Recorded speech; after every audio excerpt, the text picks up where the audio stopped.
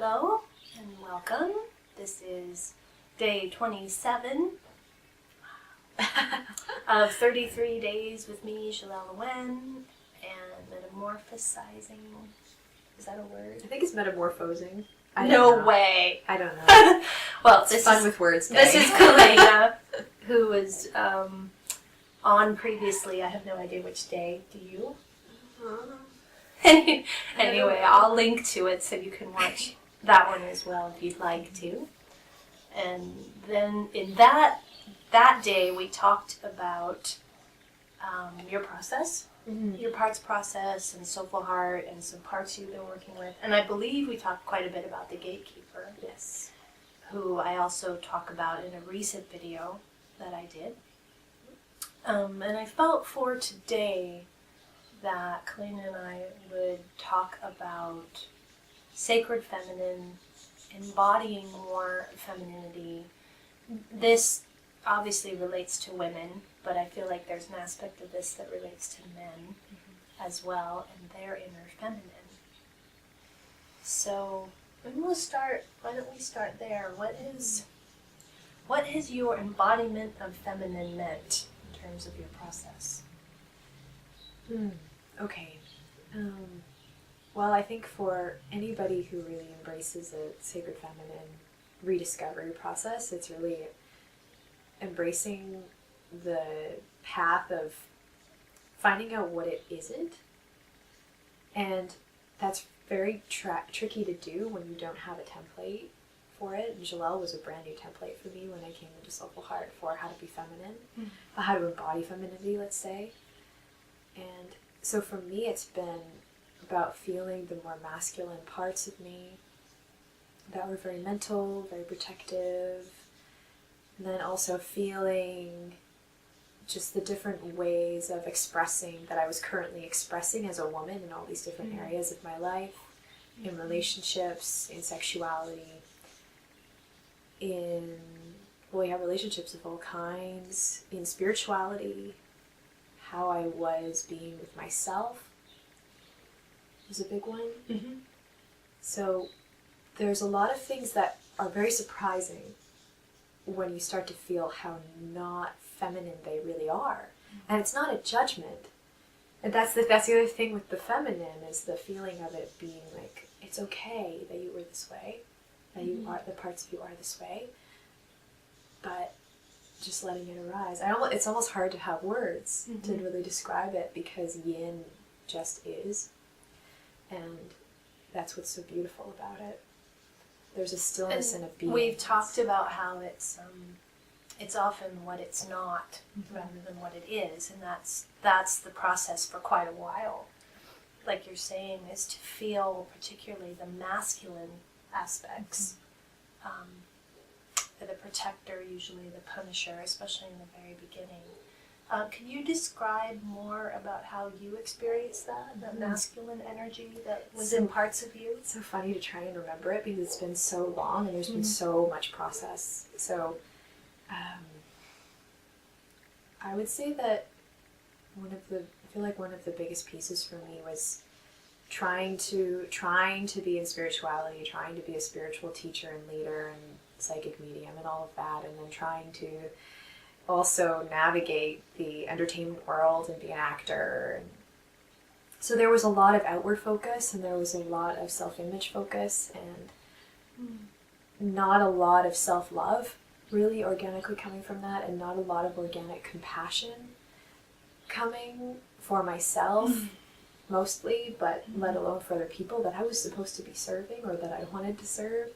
So that was a big part of my process in the beginning, was to feel this very masculine protector who was very much a warrior and very much hated people, actually. So there was a lot to feel with that. And I also had this sort of inner professor who was, I think, a sort of an offshoot of my inner protector. Yeah, I remember that. And he ended up being so sweet and actually quite soft in the end, but at first he was like, no, you need to really have this, like, you need to be mentally sharp, you need to be intelligent, you need to know words very well, you need to, there's this certain presentation that I had some masculine parts actually quite wired up. in terms of how I was presenting myself, how they were letting me be presented to the world.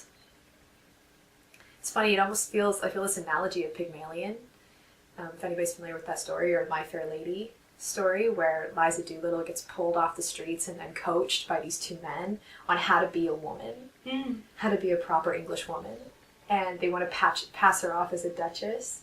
So it's sort of like that. I think it can be like that for a lot of women. And so it's sort of this, you have to rewire what it even means to be feminine, because there's all of these masculine aspects that have absorbed so much data from the world around you and your previous feminine templating from mother and sister and whatnot. That's a good analogy. I feel what you mean. Yeah, you have these inner coaches telling you how to be feminine. Meanwhile, that's actually worrying about how to be feminine is actually not how to be feminine. Right. It's the antithesis. Right. The arising, there's so little in our world that gets to arise and just be. There's so much doing, and even feminine offerings or healings or practices that can be quite a bit of doing or slipping into the warrior woman. So we feel that any time there's a warrior frequency, it's that battling frequency again. It's probably more of what I talked about yesterday, which is a punisher that's going to battle with, which is still masculine. So what then, Kalayna, what is feminine strength then, if it's not warrior? What have you experienced? That's such a good question. This is, I think, the question is how do you be strong in a 3D going into 4D reality? Mm-hmm. How do you still maintain yourself? How do you not crumble? Because there is this way of seeing the soft feminine as being weak in her vulnerability. But more and more people are discovering that your vulnerability is actually where your strength comes from.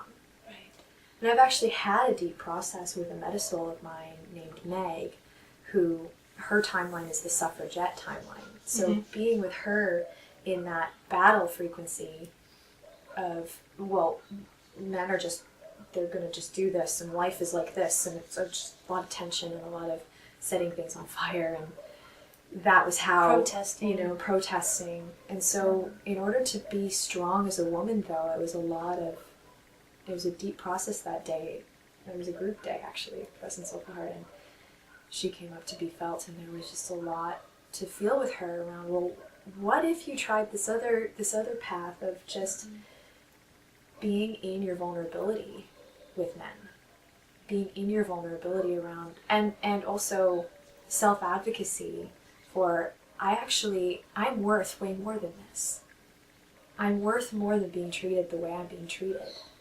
But without going to battle. You don't have to have a contentious energy when you're doing that. Mm-hmm. It's more of that's an inner strength energy of, I don't deserve this. I deserve that instead. And well, that brings up, I think the core pieces that it feels like so many of us, maybe all of us, at the root need to heal are around unworthiness and disconnect. Mm-hmm. So those are actually not even gender specific.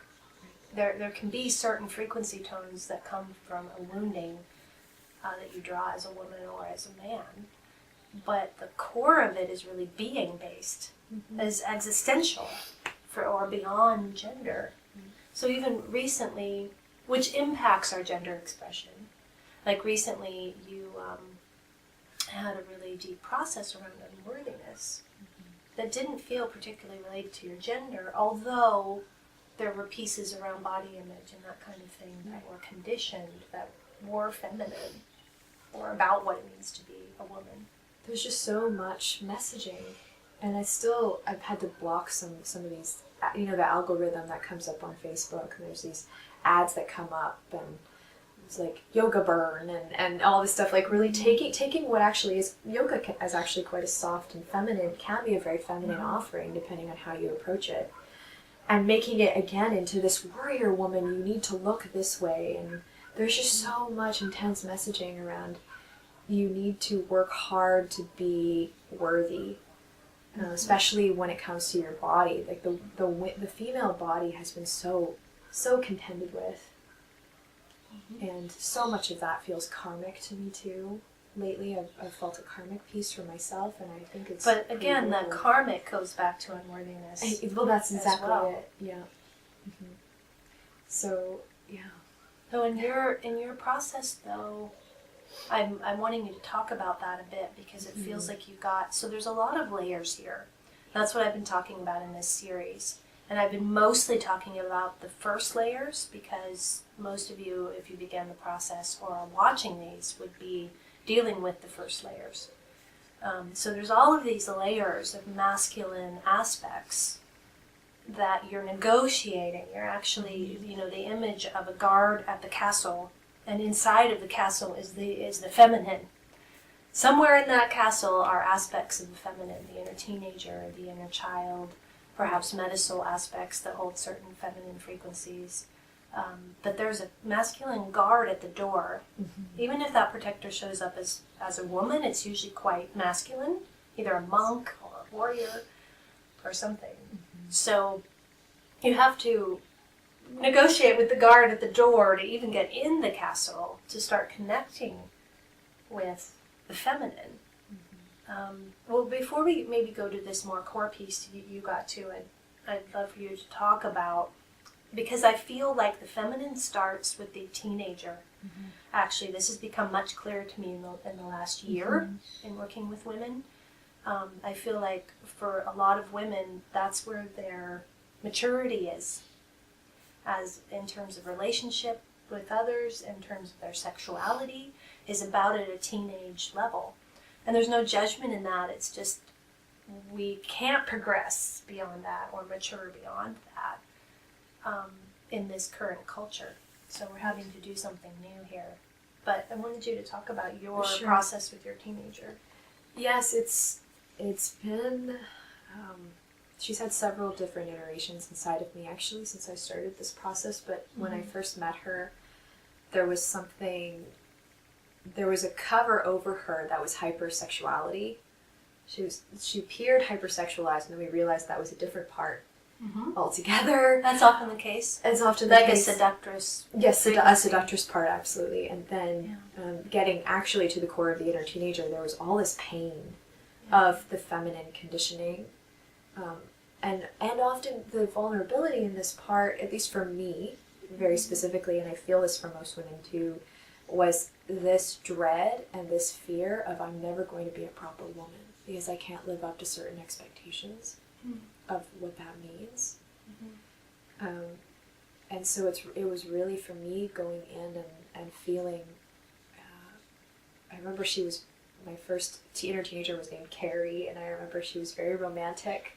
Actually, she had this deep romantic heart that was just broken from so many disappointing relationships, and another part of me going to sex way too quickly in relationships to try and quell something or override something. Her vulnerability, basically. It was a protection, but it ended up hurting her more. So that was a big part. The sexual wounding is actually a big part, I think, of it, of when you first start doing this is what I realized about the teenager, that we're dealing actually with an aspect that is meant to be initiated into what it means to be a feminine and have feminine sexuality. When that initiation doesn't happen, and it doesn't, I feel like, something else happens. Usually it's either a repression of our sexuality or an overexpression, like you were talking about. There's not a balanced feminine because we don't have a template for it, most of us. And in terms of even sexual empowerment, like what does it mean to be empowered sexually? Right. And there's so much distortion around that plays out in a million ways. As we mature, our bodies age. This is an important piece to take in. Our bodies age, but it really feels like our emotional body doesn't mature. Often beyond this teenage phase that we were meant to mature.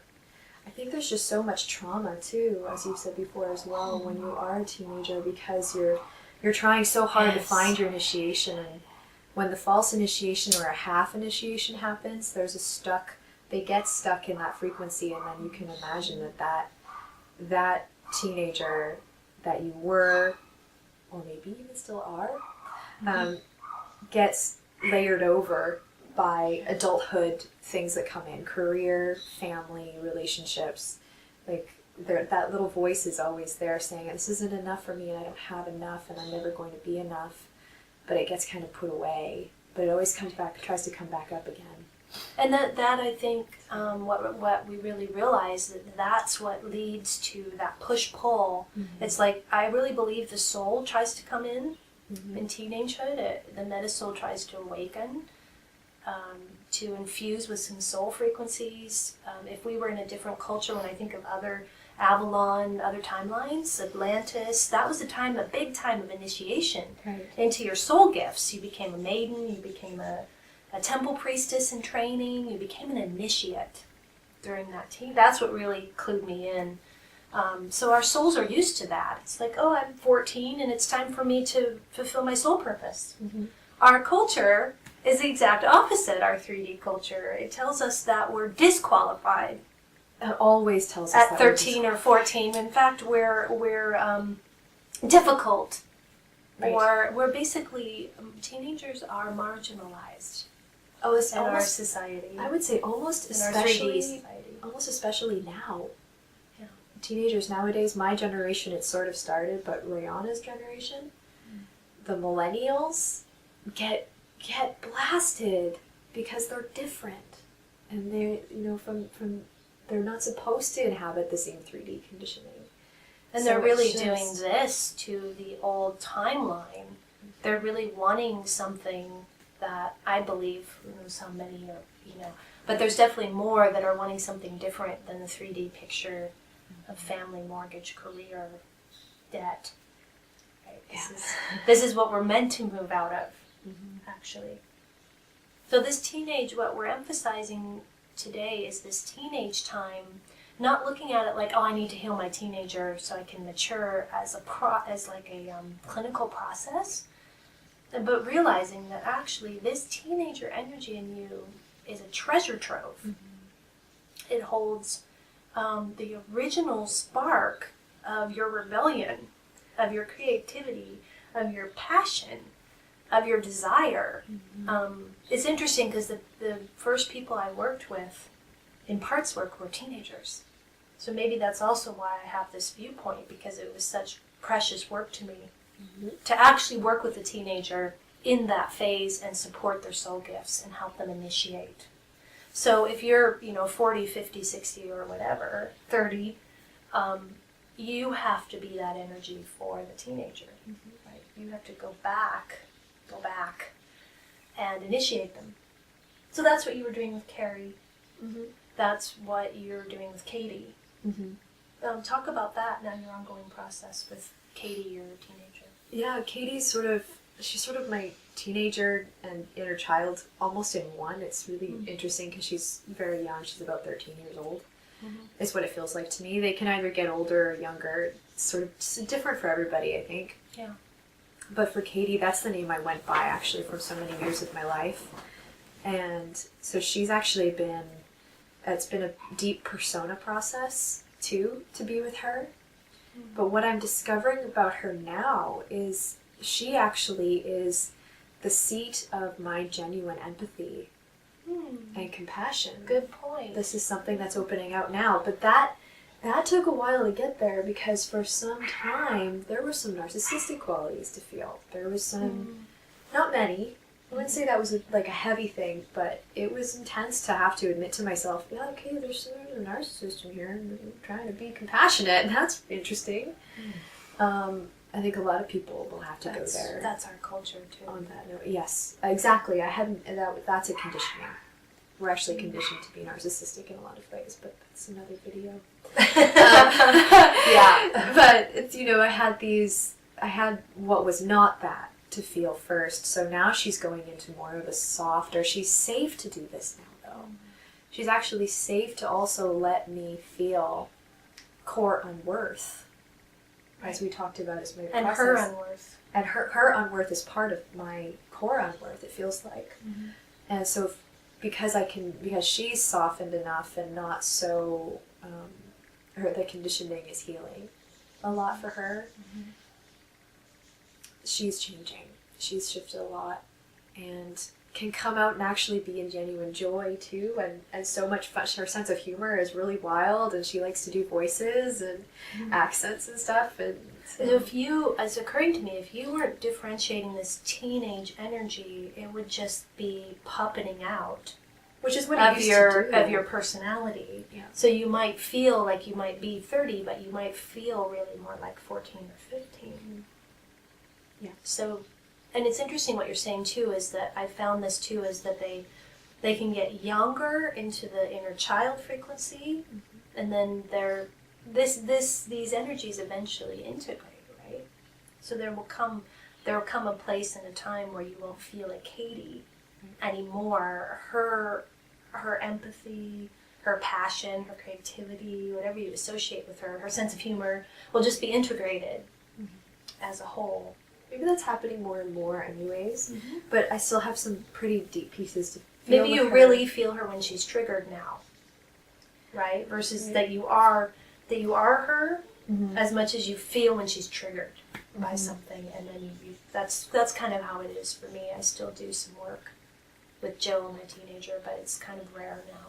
And it's like when another piece comes, and then, whereas in the beginning, in the process, we're really helping you differentiate. The main differentiation that happens really in that, I would say the first 6 months, is the protector from the teenager.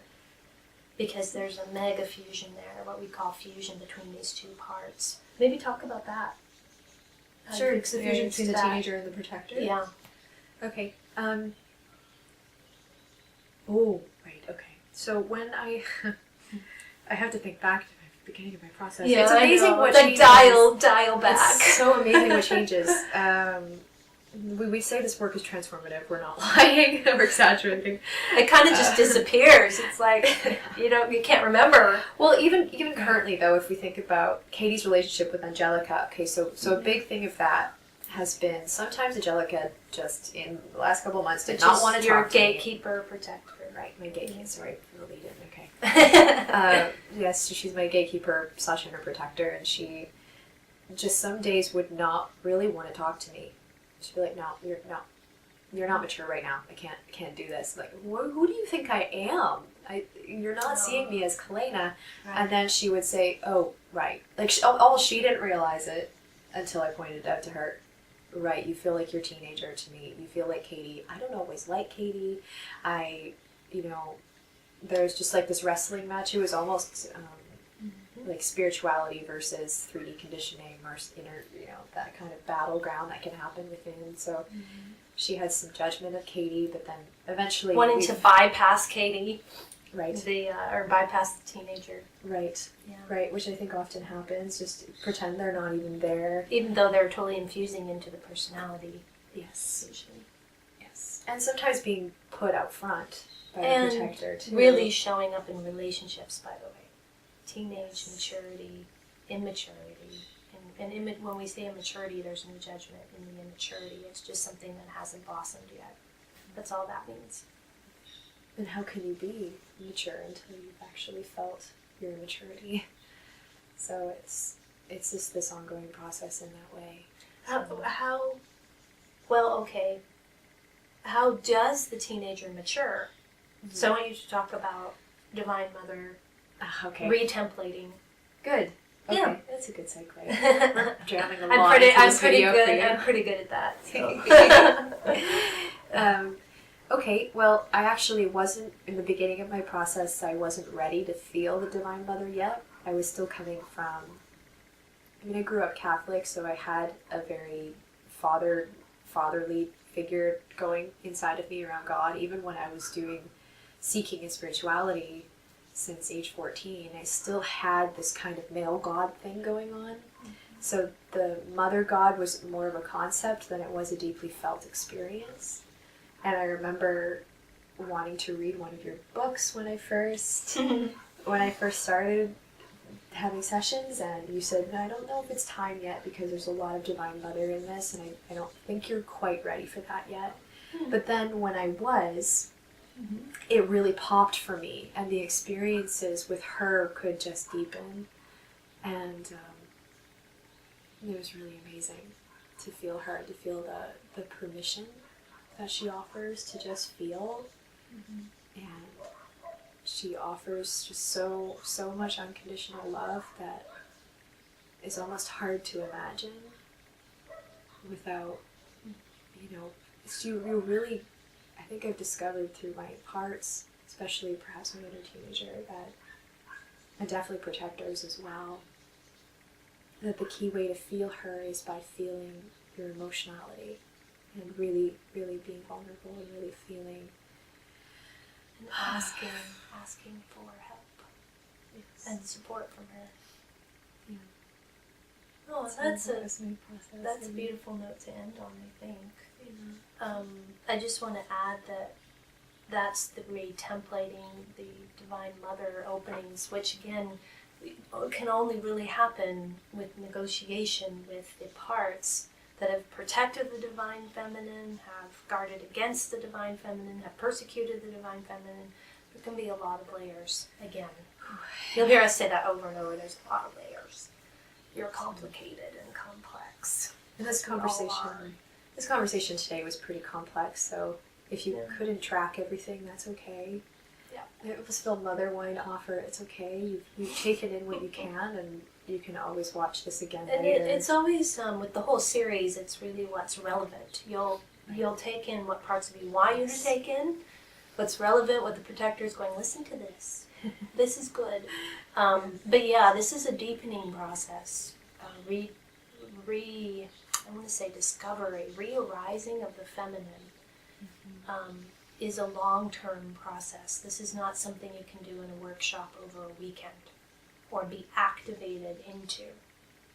Or just be in a circle with women and suddenly you're popping your feminine. I don't feel. It's a discovery, a self-discovery process primarily, and then eventually you can be in more frequencies of divine feminine with women.